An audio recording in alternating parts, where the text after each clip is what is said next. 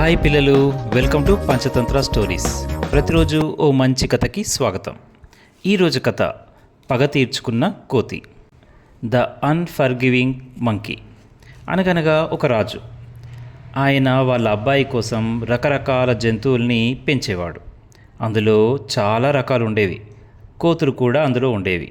అయితే అనుకోకుండా ఆయన దగ్గర ఉన్నటువంటి గుర్రాలన్నిటికీ ఓ రకమైన వ్యాధి వచ్చింది. వైద్యుల్ని అడిగితే అన్నారు కదా, కోతుల్ని చంపి వాటి యొక్క కొవ్వు పూస్తే ఆ జ్వరం తగ్గుతుంది వాటికి అన్నాడు. ఒక్క క్షణం కూడా ఆలోచించకుండా ఎన్ని కోతులు దొరికితే అన్నిటినీ చంపించేసి ఆ గుర్రాలకు మందు పెట్టించాడు ఆ రాజు. మిగిలిన కోతులన్నీ చాలా బాధపడ్డాయి, కోపంతో రగిలిపోయాయి. ఈ రాజుకి ఎలాగైనా బుద్ధి చెప్పాలి అనుకున్నాయి. తలో దిక్కుకు వెళ్ళిపోయాయి. అందులో ఒక కోతి ఒక అడవి గుండా వెళ్తూ ఉంటే ఒక పెద్ద కొలను కనిపించింది. అందులో ఎన్నో తామర పువ్వులు కూడా ఉన్నాయి. నీళ్లు తాగుదామని నెమ్మదిగా వెళ్తూ ఉంటే కింద అడుగుజాడలు చూసింది. నీళ్లు తాగడానికి వెళ్ళిన వాళ్ళ కాళ్ళ గుర్తులు ఉన్నాయి, కానీ తిరిగి వచ్చినట్టుగా ఒక్క గుర్తు కూడా లేదు. కోతికి కాస్త అనుమానం వచ్చింది. నెమ్మదిగా వెళ్ళి ఒక తామర పువ్వును తెంపేసేసి ఆ కాడతో నెమ్మదిగా నీళ్లు పీల్చుకొని తాగసాగింది. ఇంతలో ఒక్కసారిగా ఒక పెద్ద రాక్షసుడు బయటకొచ్చాడు. కొలంలో అడుగుపెట్టిన ప్రతిదాన్ని తింటాను, కానీ నువ్వు చాలా తెలివిగా నీళ్లు తాగావు. నీ అంత తెలివైన వాణ్ణి ఎవరినీ చూడలేదు, అందుకే నీకేం కావాలో చెప్పు అన్నాడు బ్రహ్మరాక్షసుడు నవ్వుకుంటూ. కోతి భయపడుతూ నెమ్మదిగా అడిగింది, అయ్యా, ఒక్కసారి నువ్వు ఎంతమందిని తినగలవు? ఈ నీళ్లలోకి ఎంతమంది దిగితే అంతమందిని నేను తినేస్తాను అన్నాడు బ్రహ్మరాక్షసుడు. అయితే కోతి వెంటనే అంది, నాకు రాజుతో ఒక పెద్ద తగాదా ఉంది. నువ్వొక్క ముత్యాల హారం ఇస్తే ఆ రాజుకు ఆశ కల్పించి తన సైనికులందరినీ ఈ కులం దగ్గరికి తీసుకొస్తాను అన్నాడు.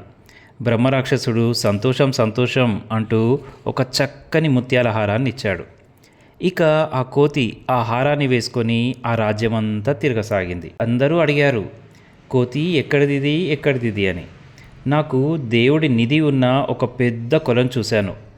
ప్రతి ఆదివారం అందులో ఎవరైతే మునుగుతారో తిరిగి బయటకు వచ్చేటప్పుడు ముత్యాల హారంతో బయటకు వస్తారు అంది. ఈ విషయం రాజుకు కూడా తెలిసింది. రాజు ఆ కొలం దగ్గరికి తీసుకెళ్ళమన్నాడు. కోతి తన పాచిక పారిందని ఎక్కువ మందిని తీసుకురండి అంటూ ఆశ చూపించి కొలం దగ్గరికి తీసుకెళ్ళింది. రాజు ఆశతో ఒకేసారి వాళ్ళందరినీ కొలంలోకి దుంకమన్నాడు. అంతే, దూకారు, కానీ వాళ్ళు బయటకే రాలేదు.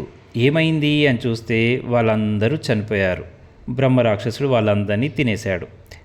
రాజు భయపడి, ఎందుకు ఇలా చేశావు అన్నాడు కోతితో. ఓ చెడ్డరాజా, నువ్వు అకారణంగా మా కోతులందరినీ చంపేశావు, అందుకే నీ మీద ఇలా పగ తీర్చుకున్నాను. నువ్వు రాజు కాబట్టే నీ ప్రాణాలు తీయకుండా వదిలిపెట్టాను. ఇప్పటికైనా అమాయక ప్రాణుల్ని చంపడం మానేసేసి హాయిగా బ్రతుకు అంటూ కోతి మిగతా కోతులు ఎంతో సంబరంగా అక్కడి నుంచి వెళ్ళిపోయాయి. రాజు తన తప్పు తెలుసుకొని భవనానికి వెళ్ళిపోయాడు. చూశారు కదా, మంచి వాళ్ళతో స్నేహం చేయాలి, చెడ్డ ఆలోచనలు ఉన్న వాళ్ళకి కాస్త దూరంగానే ఉండాలి అనేది ఈ కథ యొక్క సారాంశం. ఇదండి ఈరోజు కథ. నచ్చితే చిన్న కామెంట్ మరియు లైక్.